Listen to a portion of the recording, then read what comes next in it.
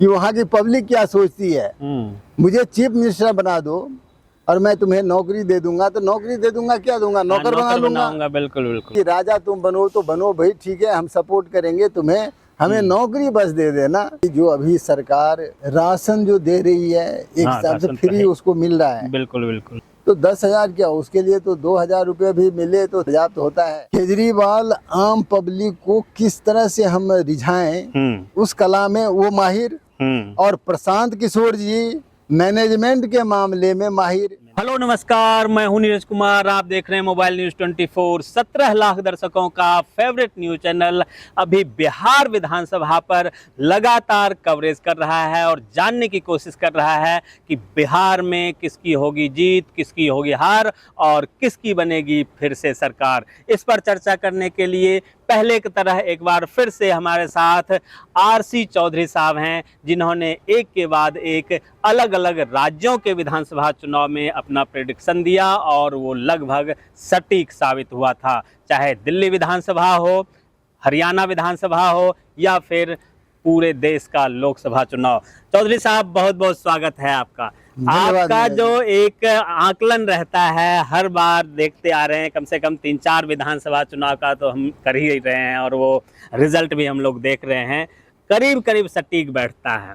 अब बिहार में चुनाव का एक माहौल गर्म हो गया है, जल्दी ही चुनाव आयोग द्वारा नोटिफिकेशन भी जारी किया जा सकता है। विपक्ष का सबसे बड़ा मुद्दा वो लोग उठा रहे हैं वोट चोरी का, आपको भी पता होगा उसका कितना असर होगा और आने वाले चुनाव में उससे लोग प्रभावित होंगे या नहीं। इसके अलावा जो उन लोगों ने बजट अपने मैनिफेस्टो में दिया था कि हम लोगों को 2500 रुपये, महिलाओं को मान सम्मान योजना देंगे, बुज़ुर्गों को 1500 रुपये पेंशन देंगे, 200 यूनिट बिजली फ्री में देंगे और भी 2-3 गैस सिलेंडर 500 का करेंगे, जैसे कि हरियाणा में भी उन लोगों ने किया था। वही सारे चीज़ जो हैं हरियाणा वाला ही वहाँ उठा कर रखा है।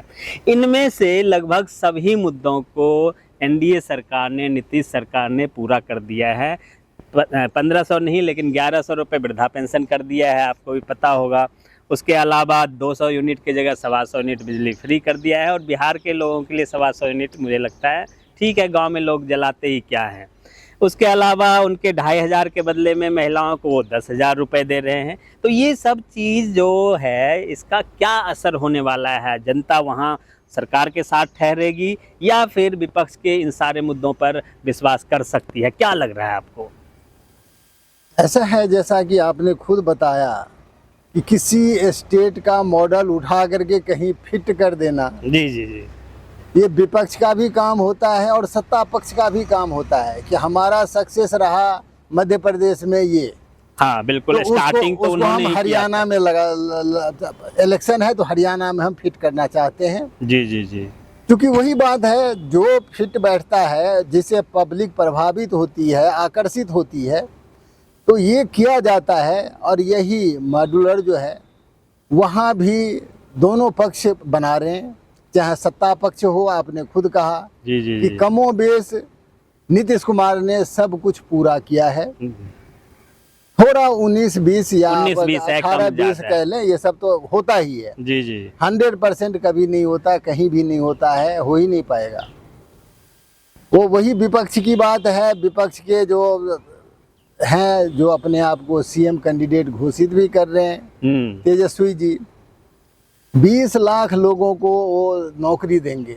20 लाख जी, जबकि आपको पता ही है कि 22 लाख लोग टोटल अभी तक नौकरी में सरकारी बिहार गवर्नमेंट में हैं। तो अभी तक अगर 20 लाख है, 22 लाख है और फिर 20 लाख और बढ़ाएंगे, ये फंड्स कहाँ से आएगा? ये कैलकुलेशन किसी को पता नहीं। आम पब्लिक को तो ये है कि जी हमें नौकरी मिल जाएगी। और 20 लाख को दे भी देते हैं कुल मिला के, तो 13 करोड़ की आबादी में 20 लाख क्या मायने रखता है? वो तो 13 करोड़ तो कहने के लिए है, वो तो सही बात है कि कितने करोड़ लोग बिहार से बाहर हैं। और ये जो शगुफा वाली बात है कि वोट चोरी, ये वोट चोरी नहीं है। अभी तक मेरा भी वहाँ पे वोट रहता था लिस्ट में। जो मैं 2 बार तो मैं गया था वहाँ, तो मैं कहा कि भाई मेरा वोट ये लिस्ट से काट दिया जाए कि मैं यहाँ का वोटर नहीं हूँ। तो ये एक शगुफा कुछ वो और छोड़ती है विपक्ष की पार्टी, और होता कुछ है, क्योंकि इलेक्शन कमीशन ने उन लोगों को चैलेंज किया कि भाई कोई आपके नज़र में है तो जुड़वाइए, आइए आप अपना रिपोर्ट कीजिए। लेकिन उसके नाम पे पता है कि अंदर खाने में बात क्या है, जो सच है वो सच है, सच है। तो पब्लिक को सुनाने के लिए, उनको रिझाने के लिए कुछ भी शगुफा छोड़ दिया जाए, और दूसरे तरफ होता कुछ और है। तो ये सब जो घाल मेल चल रहा है, अब पब्लिक किसकी बातों में रिझ जाती है, कुछ नहीं कहा जा सकता, कुछ नहीं कहा जा सकता है। बिहार बिहार है। बिहार बिहार। आपको एक बात और कहूँ, जी जी, किसी को मैं कहूँ कि भाई मुझे तो राजा बना दो, तुझे मैं नौकर बना लूंगा, तो वहाँ ये शगुफा, कम से कम मुझे तो बड़ी हंसी आती है कि वहाँ की पब्लिक क्या सोचती है। मुझे चीफ मिनिस्टर बना दो और मैं तुम्हें नौकरी दे दूंगा, तो नौकरी दे दूंगा, क्या दूंगा, नौकर बना लूंगा। बिल्कुल बिल्कुल। और जो सीएम होता है वो तो राजा होता है स्टेट का। बिल्कुल सही बात। तो पढ़े लिखे जो नौजवान है वो क्या समझते हैं, ये मेरे समझ में नहीं आ रहा है। बीजेपी वाले क्या कर रहे हैं, तो दोनों ये जो धमा चौकड़ी चल रही है, तो ये समय हालांकि अगर बात करें बिहार में विकास की, बिहार में बदलाव की, तो बीते 2-3 वर्ष में और कुछ नहीं तो वहाँ जो दिखने में आ रहा है कि जैसे इधर लंबी लंबी सड़कें बन रही है, वैसे ही बिहार में भी सड़कों का जाल, महाजाल कह सकते हैं कि बिछाया जा रहा है। सड़कें दिख रही है, और कुछ दिखे ना दिखे, बिहार में भी सड़कें दिख रही है। 4 लेन और 6 लेन एक्सप्रेसवे का भी काम शुरू हो गया है कई जगह पे। तो ये काम वहाँ पे लोगों को दिख रहा है। नहीं दिख रहा है तो भाई पलायन का मुद्दा वहाँ शुरू से रहा है, आगे भी शायद रहेगा। और पलायन का मुद्दा सिर्फ बिहार का नहीं, सभी कमोबेश सभी स्टेट में है। चाहे केरला कितना भी विकसित हो, केरला के हजारों लाखों लोग दिल्ली में नौकरी करते हैं, मद्रास में करते हैं। मतलब दिल्ली चाहे राजधानी क्यों ना हो देश का, लेकिन दिल्ली के जो लोग हैं वो बेंगलोर में जाके नौकरी कर रहे हैं, महाराष्ट्र में नौकरी कर रहे हैं, यूपी में कर रहे हैं, हरियाणा में कर रहे हैं। तो पलायन भाई अच्छे नौकरी किसको कहाँ मिल जाए ये तो कुछ नहीं कहा जा सकता है। परंतु बिहार में अभी मैं भी जब घूमा तो मुझे लगता है कि 8-10 हज़ार रुपये अगर कोई कमाना चाहे तो गांव में रह के भी वो 8-10 हज़ार रुपये कमा सकता है। ऐसी व्यवस्था वहाँ पे भी कमोबेश हो गई है। जहाँ तक 8-10 हज़ार कमाने की बात है, और खर्चे आप ये देखें कि जो अभी सरकार कुछ सालों से राशन जो दे रही है, एक हिसाब से फ्री उसको मिल रहा है। बिल्कुल बिल्कुल। तो मेन तो खर्चा राशन में ही होता है आम आदमियों का। तो जब राशन अगले को फ्री मिले तो 10 हज़ार क्या, उसके लिए तो 2 हज़ार रुपये भी मिले तो तेल और नमक सब्जी वगैरह के लिए पर्याप्त होता है। हाँ, और अगर नतीजा क्या हो रहा है आपको मैं बताऊं, चूंकि आप और मैं हरियाणा में इस समय बैठा है। जी जी जी जी। हरियाणा के अंदर में या किसी भी स्टेट में स्किल्ड की बात छोड़िए, स्किल्ड जो कामगार है वो उसका तो अभाव है ही पूरे देश में। आम मजदूर जिसको आप हेल्पर कहते हैं, हाँ, वो नहीं मिल रहा है। क्योंकि सरकारी फायदा जो लोगों को मिल रहा है वो सस्ते अनाज और ये वो लोग घर बैठ गया है, थोड़े से भी वहीं से थोड़ा बहुत होता है तो वहीं पे खुश है। हाँ, उसको उसमें संतुष्टि होती है। नहीं तो बहुत सारे लोग, चाहे वो बिहार ही नहीं कहें, आप उड़ीसा कहें, बंगाल कहें, आसाम कहें, ये जो 4 स्टेट है और पूर्वी यूपी, बिल्कुल बिल्कुल, तो ये एरिया जो होता है, ये पलायन करने वाले एक दूसरे मजदूर वर्ग बाहर निकलते ही निकलते हैं। जिसके विषय मैं पीछे भी बोला था आपको कि किस तरह से हमने देखा है किसी भी प्रोजेक्ट पे, चूंकि मेरा प्रोजेक्ट ऑल ओवर इंडिया चलता है, बिल्कुल बिल्कुल, तो हमने चेन्नई में भी देखा कि ज़्यादा से ज़्यादा मजदूर उस एरिया से ही वहाँ पे 80% मिले। चाहे वो चेन्नई हो, चाहे वो महाराष्ट्र हो, चाहे केरला हो, या आंध्र प्रदेश, या यहाँ तक कि हमने उड़ीसा में भी देखा। उड़ीसा में काफ़ी मजदूर वर्ग के लोग हैं, तो वहाँ परसेंटेज हमने देखा कि 50-50 है। वहाँ 50% उड़ीसा वाले लोकल लोग मिल जाते हैं और 50% बाहर से। तो ये जो पलायन वाली बात है, पलायन वाली बात नहीं, जहाँ रोजगार किसी को मिलेगा घर पे और परिवार कुल है। मिला के अगर आप हरियाणा या दिल्ली में कोई हेल्पर आएगा तो 15,000 रुपये से ज़्यादा तो हेल्पर को मिलता नहीं है यहाँ भी। नहीं नहीं, मेरे ख्याल से मिनिमम स्केल भी ऐसा ही कुछ है। मिनिमम स्केल हरियाणा में 11,000 समथिंग है। 11 है, और 11-12 हज़ार मान लीजिए किसी हाँ, को मिलेगा। बिल्कुल। अब 12,000 अगर यहाँ वो कमाता है, रूम का किराया देगा, खाएगा पिएगा, तो क्या बचा ले जाएगा? 2,000, 4,000, 5,000।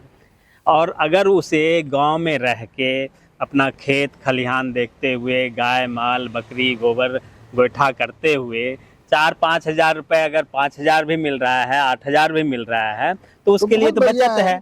क्योंकि 5,000 उसका, आपने तो सही कहा कि यहाँ किराए भाड़े से लेकर के बाकी चीज में चला जाता है। रही बात राशन की, बहुत सारे जो मैन पावर है उनके पास में राशन नहीं होता, राशन कार्ड नहीं होता है। राशन कार्ड नहीं होने से जो ये फ्री योजना है उसका लाभ नहीं मिलता है। तो वो तो 5,000 फिर राशन में ही चला गया, 5,000 रुपये किराए भाड़े इधर उधर में चला गया, तो अगले के जेब में कुछ नहीं बचता है। उस हालत में अगर वो गांव बैठता है और 5,000 की इनकम हो गई तो सोलहनी उसके इनकम में ही जोड़ा जाता है, क्योंकि घर अपना है। करीब करीब लकड़ी और ये वो सब कुछ हो ही जाता है। और बकरी और कुछ गाय और कुछ ऐसे, तो उसका भी इनकम हो जाता है, तो उसको बहुत कुछ मिल जाता है। तो ये तो बिहार की स्थिति हो गई। अब अगर हम एक और नई जो वहाँ पे चली है लोगों की शगुफा कह लीजिए, या नई राजनीतिक का जो एक स्टैंड चला है, प्रशांत किशोर नाम का एक चीज़ है जो कि लगभग केजरीवाल वाला कॉपी है, डुप्लीकेट कह लीजिए केजरीवाल जी का। एक जनसुराज पार्टी का नाम दिया है उन्होंने, और ज़बरदस्त प्रचार पे खर्चा हो रहा है। जैसे सबसे ज़्यादा, चाहे महागठबंधन ले लीजिए या एनडीए ले लीजिए, अगर आप किसी भी रोड पे चले जाएंगे तो उनका 3-4 तो गाड़ी घूमता हुआ दिख जाएगा। हर पोल पे, हर चौक चौराहे पे होर्डिंग पोस्टर सबसे ज़्यादा उन्हीं का दिखेगा। अगर आप पोस्टर और प्रचार से आकलन करें तो लगता है कि शायद प्रशांत किशोर इस बार सरकार बना लेगा वहाँ पे। आप क्या मानते हैं कि जो दिल्ली के केजरीवाल मॉडल बिहार में कितना कामयाब होगा? देखिए, केजरीवाल और प्रशांत किशोर दोनों में फर्क है। केजरीवाल आम पब्लिक को किस तरह से हम रिझाएं उस कला में वो माहिर, और प्रशांत किशोर जी मैनेजमेंट के मामले में माहिर। आपको पता ही है कि उन्होंने किस तरह ममता दीदी की सरकार बनाई और किस किस के साथ हो रहे, चाहे वो कांग्रेस के साथ हो, तो उनको मैनेजमेंट आता है, शगुफा बनाने आता है। तो ये उनका मैथ एक अलग चलता है। और रही बात प्रशांत किशोर जी का, तो उन्होंने देखा कि इन लोगों के काम करके अगर हम सरकार बनवा सकते हैं तो हम खुद क्यों नहीं बना सकते। और उसके लिए ये पोस्टरबाजी और ये सब जो है तरीका, वो अच्छी तरह वो जानते हैं, और इसी बल पे वो आगे बढ़ रहे हैं। इस बार लाभ मेरे नज़र में उतना नहीं होगा। और केजरीवाल का तो कुछ अलग ही शगुफा था जो उन्होंने रामलीला मैदान में शुरू किया था। जी। लेकिन केजरीवाल का क्या था, जो हमने कहा वो तो करना नहीं है, और जो करेंगे वो जनता को बताएंगे नहीं। और ये शहरी क्षेत्र था, इसलिए यहाँ यहाँ चल गया प्रचार के इसमें आ गए। हम आप भी उस बहकावे में आ गए। बिल्कुल वही कि केजरीवाल जो कह रहे हैं कि भाई इस तरह से हम प्रशासन चलाएंगे, तो लोग सोचा कि भाई चलो, हाँ, कि भाई एक नई तरह की राजनीति की शुरुआत होने जा रही है। और हमारे आप जैसे लोग और बाकी लोग सभी ने उन पे विश्वास किया। नतीजा ये हुआ कि कितना सीट उनको मिला था, विपक्ष टोटल नदारत। बिल्कुल। तो वो एक गणित अलग है और प्रशांत किशोर जी का गणित अलग है। तो बिहार में काम करेगा कि नहीं? काम नहीं, वो काम इतना नहीं करेगा, क्योंकि हम ये जानते हैं कि राजा तुम बनो तो बनो भाई, ठीक है, हम सपोर्ट करेंगे तुम्हें, हमें नौकरी बस दे देना। तो इस तरह के जो सोच बिहार के लोगों में है। और आपको पता ही है कि इससे पहले किस तरह से नौटंकी करके सरकार बनाई गई, लोगों को लुभावने में ला करके। हालांकि उसमें भी काफ़ी काम किया। लालू प्रसाद जी का जो एक था सामंतवादी प्रथा का, उन्होंने जो विरोध किया था, बहुत बड़ा फैक्टर था, बहुत अच्छा काम किया। लालू जी ने खुद कहा कि हम उसी पे रहते तो हम सेंटर में कुछ भी कर सकते थे। लेकिन कहीं न कहीं हमारे प्रलोभन और हमारे दूसरे तरह की सोच हमें खा गया। बिल्कुल, बिल्कुल। अगर अंत में हम निचोड़ निकालें तो आपको क्या लगता है कि बिहार में कितनी सीटें कौन से गठबंधन को जा सकता है? मतलब 2 गठबंधन तो है ही, प्रशांत किशोर की अगर आप साइड में छोड़ भी देते हैं, तो महागठबंधन और एनडीए में क्या आकलन हो सकता है? देखिए, मुझे लग रहा है कि इस बार जो तेजस्वी यादव को लालू प्रसाद के नहीं रहते हुए भी या उनका चेहरा नहीं बनाते हुए भी जो उन्होंने हासिल किया था पिछली बार, वो हमें नहीं दिख रहा है इस बार। हालांकि वो जोर शोर से, बहुत जोर शोर से चल रहे हैं, तो मुझे लग रहा है वैसे ही कि जैसे कहीं कभी भी कह लें या कभी कह लें, यूपी के अंदर में 2 जो लाल थे, एक सोनिया के लाल और दूसरा मुलायम के लाल, वो जो दोनों लाल जो निकले थे और दोनों लाल वो फेल होकर के वापस आ गए।